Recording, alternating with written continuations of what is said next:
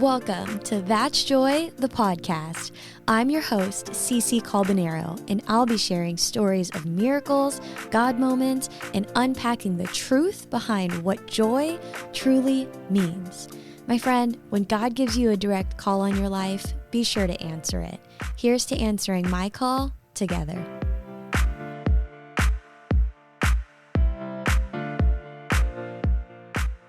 Hello, and welcome back to another episode of That's Joy, the podcast.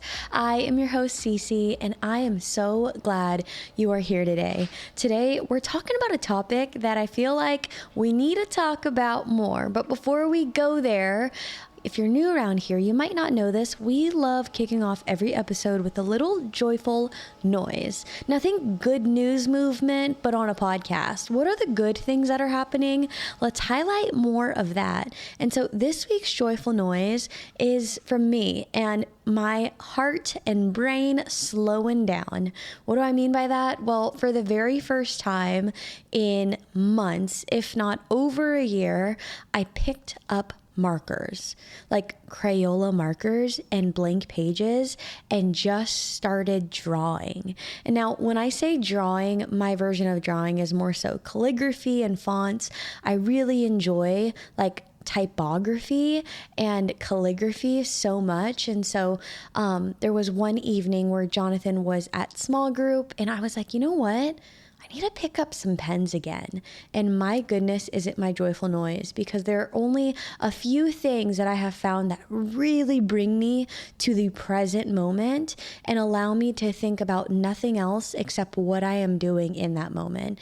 And the few couple of things for me are, one, cooking, especially desserts, any type of sweet treat of any kind, whether it be protein muffins or I just made banana chocolate chip peanut butter bark. I love making treats like that, so that keeps me really present. Drawing keeps me really present, and actually, funny enough, playing basketball keeps me really present, or things like pickleball and tennis. It forces me to not think about my running to-do list in my mind and the work that I have done or have yet to do, or the worries of what family or friends might be going through, and it just forces me to be here now. And so that's my joyful noise. I would challenge you throughout this next week, what are the things that you can find joy in right here, right now, and how can you get grateful for those little moments? And let's call it your joyful noise. Now, I really hope that you enjoyed this summer series. Y'all, this summer series has been so fun because we have covered the wheel of life, all things from health and wellness to fitness to friendships to relationships. I mean, we've covered it all. And I hope that if you have not yet finished all 8 episodes, that you would add it to your time slot throughout this week. They're quick and easy, sound bites, and they are certainly not an expired episode just because summer's coming to an end. I called it my summer series just so that it's things that we can glow towards with joy throughout the summer and not slow down the best version of ourselves and completely pump the brakes on growth just because it's summer. So I hope that you enjoyed that as much as I loved creating it from y'all. This week, we are diving in to, is social media helping or hurting your mental health? Now, when I think about that, there's a couple things that come to mind. And first and foremost, I heard this quote that struck me and I was like, I have to share that with them. And it reads, "Your feed is a reflection of you." Somebody just got uncomfy. I'm going to read it again. It says, your feed is a reflection of you. Now, this quote really rocked me because I think so often we find ourselves consuming and scrolling beyond what we are even realizing that we are doing. And for a lot of people who might be listening to this right now, maybe your For You page is a culmination of things that you might not be the most proud of. And I don't say this from a righteous place of what my For You page is, but it's because if you follow me on social, you know this, I repost a bunch of different inspirational and motivational quotes every morning. And so my For You page has become a stockpile of those things. What I will admit and share with you is that I go in waves where I'll have a couple of different videos in my For You page that are like Justin Bieber and Hailey Bieber's relationship and weird tea that the internet is trying to stir up. And I might get a couple just for saying that out loud and my phone picks it up. But I just want you guys to be that much more mindful with recognizing, sorry if you're watching, I just had a little itch in my eye, but that much more mindful of what am I consuming? Like quite literally ask yourself that, because I would put hard, cold dollars down and bet that it is either A, helping your mental health, or B, hurting your mental health. And I want to dive into a few stats here that will kind of just highlight the importance of why this matters and why it has to matter for us. And maybe you're already so good that you're social media unplugged. Maybe you don't even go on social and you just listen to podcasts. Kudos to you. But can I encourage you to share this with friends? Share this with your neighbor, share this with a small group, share this with your group chat, because I think that more people need to hear this. Okay? So I was looking into different statistics and I came across a study done by UC Davis Health. It says an average person spends 145 minutes on social media alone every day. Friends, that's over 2 hours and then some on social every day. Now, if you are in social media for work, raise your hand, aka that's me. A lot of my hours are spent because it is work. But if I'm holding up that mirror straight to myself and being really honest with me, there's also several moments, minutes, sometimes hours that go into that stockpile that aren't work.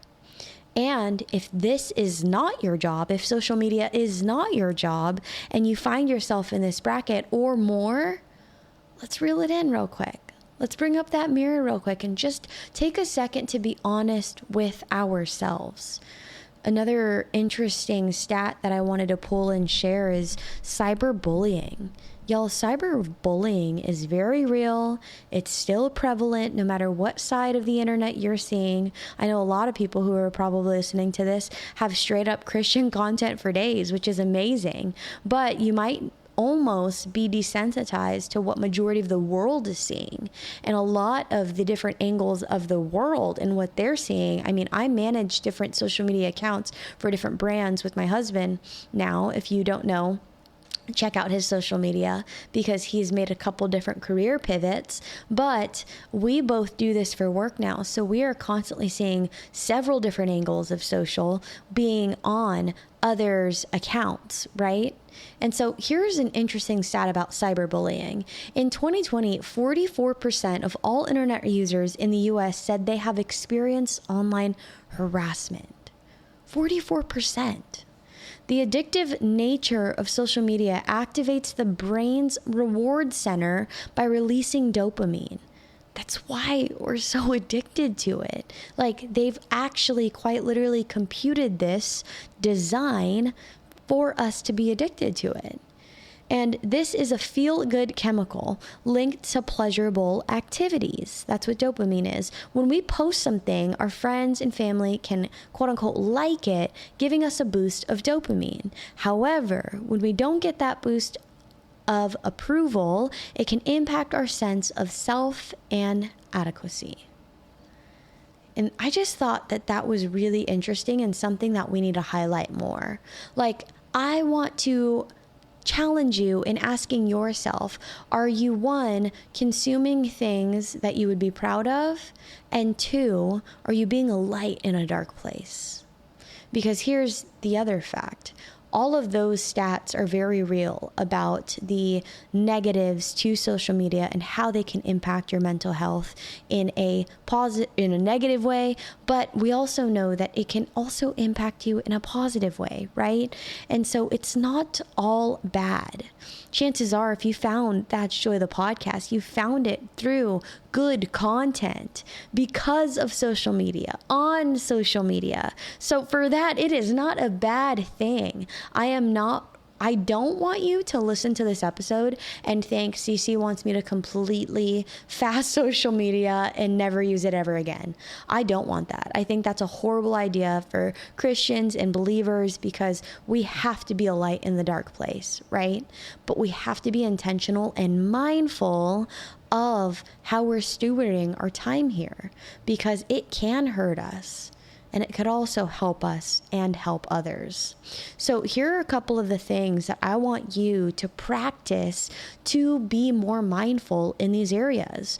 And it's a couple of things. One, knowing that you get to curate what you're consuming. Now, if you're like, no, CC, I keep getting these horrible dancing trends and I'm not even a dancer and they have a bunch of inappropriate music and then I get rap, and I want to tell you, you keep getting those because you're slowing down on them. That's how the algorithm works. Whatever we are slowing down on and staying more and spending more time on one piece of content, whether it be a reel, a carousel, a story, whatever it might be, Instagram's going to pitch more of that to you because it thinks, oh, she's staying here, she's reading it, she's consuming it, she likes it. So we've got to make sure that we are being on guard with things that are not serving us, that are not moving us forward, and saying, okay, I'm not going to spend any time there. It is tempting. There are things that we probably should not be spending as much time on that we are watching. And it's not necessarily the extremities of what it could be, but it's still not the best, right? And you and only you know what those things are. But I want to remind you that you get to curate what you're consuming. So move quickly past those things until you find something that is gold, that is the Jimmy Darts of the internet, that's blessing people in disguise, that's giving away and being literally the light in the world. And so if you haven't curated that quite yet, I want to encourage you and tell you from a social media manager to you that I want you to go type in your socials right after this, a bunch of different keywords, and search it and go through all of the different posts that have these tags and these hashtags. I mean, you can type in something like Bible verses, you can type in inspiration, you can type in fitness, you can type in recipes, and you will start to recurate what that feed looks like if it is currently something that you are not proud of. And if, by the way, it's not that extreme, but you just want to consume more of these things, go do that. Search it in the tab and then take a second to scroll and see what those posts are about. And I guarantee you, your For You page is going to rotate and you're going to get to see more of these things. I want you to also, and if you've listened to the podcast for a while, you know that Ashley Hetherington and I are sweet friends, and we were really close when she lived in Nashville and before I was married. But we did this thing a year ago where we set time limits on our phones for each other. And quite literally the other day on my old phone, I had to text her and ask her what my passcode was, because what we did was we found ourselves scrolling past the point of work for a not great reason. And it was either hurting our mental health or hurting our work ethic. So what we did was take each other's phones, have a passcode set, and after a certain time of the day, you can't get on those apps. And so it's really good if you need that boundary in place. Obviously, it's not something that's going to be a forever, but get accountability in your corner. I mean, this is going to be an upcoming episode that I want to cover, this whole accountability topic, because I think it's imperative to our growth. But call up someone, whether it be your mom, sister, friend, neighbor, whoever it might be, and say, hey, I'm struggling a little bit in this area and I don't want it to get a grip on me, so I'm going to grab a grip of it and do something about it. And so find out who that person is, create a couple codes. A time restrictive app features in the iPhone are great. I don't know about any other phones, but that worked well for us. And do that for a month.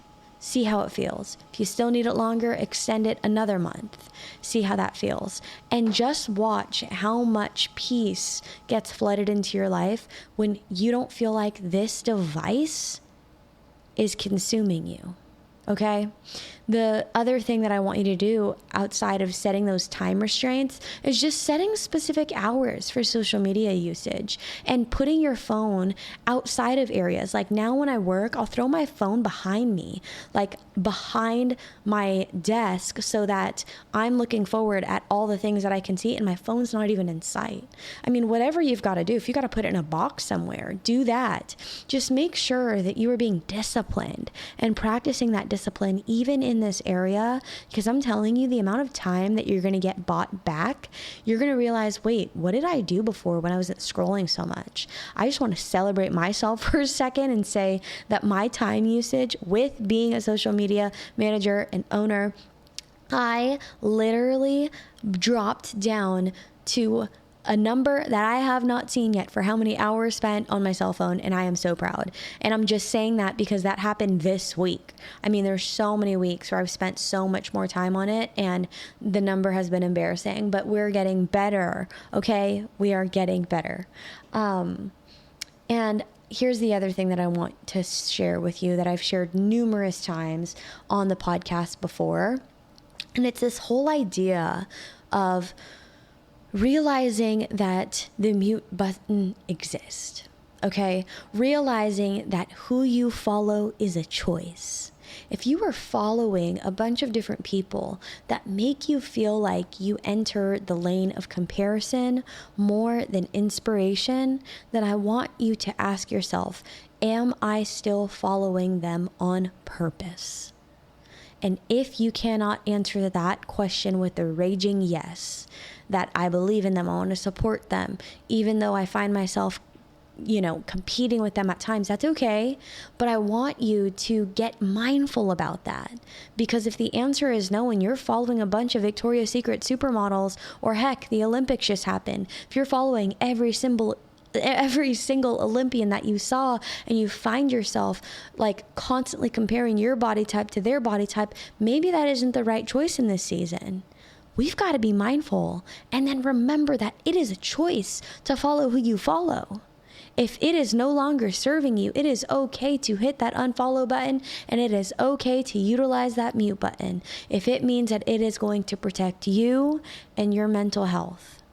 With all love, right? I'm not saying to literally like unfollow your best friends or your family or anything like that. Like, use the Holy Spirit as your judgment, and then do something about it in recognizing that you can, because it is so much a choice.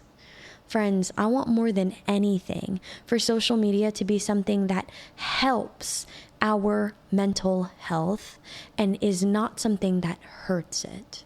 We have got to be on guard, right? We've got to be on guard. Guard your hearts with everything. And in the same way, guard your social media channels. If there's a certain part of this episode that you loved or that we need to go in on some more, gosh, I'd love to have like a psychiatrist or something that studies this area on the podcast. That would be so cool to chat with them about kind of the repercussions of the positives and the negatives. I just really geek out over those types of things. But if there's a certain part like that, shoot me a text at 615-813-4813. You can join the Joy Corner, which is my newsletter, by going to that'sjoypodcast.com or go to the show notes and just click on that subscribe button. If you're not yet following me on social, you can follow me at CCALBONERO on Instagram and on TikTok, and you can follow That's Joy the podcast too. Friends, if there's a certain episode that you want to hear before the end of the year, a certain topic that is not even related to this, DM me. I want to hear from you. Let me know what that is so that we can add it to the lineup as we close out this year strong. And I am so grateful for all of you who have went the extra mile already to subscribe to That's Joy. It does wonders for podcasters, so not just That's Joy, but any podcast that you listen to, will you go and hit the subscribe button? And then if you want all the extra brownie and kudo points, I would be so grateful if you dropped a review. If you listen on Spotify, you can rate and drop a 5 stars. And if you listen on Apple, or if you don't listen on Apple, you can still go to to Apple to write in a little note and a 5-star. Thank you in advance for doing that. It means more than you know. I'll never leave an episode of That's Joy without saying, if you have even the smallest desire to meet the creator of the universe, or if you've already been saved but you're not really free, I want to invite you to sit at the table of plenty with me and so many others. I'm telling you, there's abundance here. There's overflow here, and there's so much joy here. I'm here to tell you that God is for you. All you have to do is invite him into your heart right now. He's waiting for you. He wants to meet with you. And friend, I'm so proud of you. If you just made this decision, I'd love to know you. Shoot me a text to that number in the show notes so I could pray for you. I love you. God loves you. And until next time, I'll talk to y'all next time. Thank you so much for being here.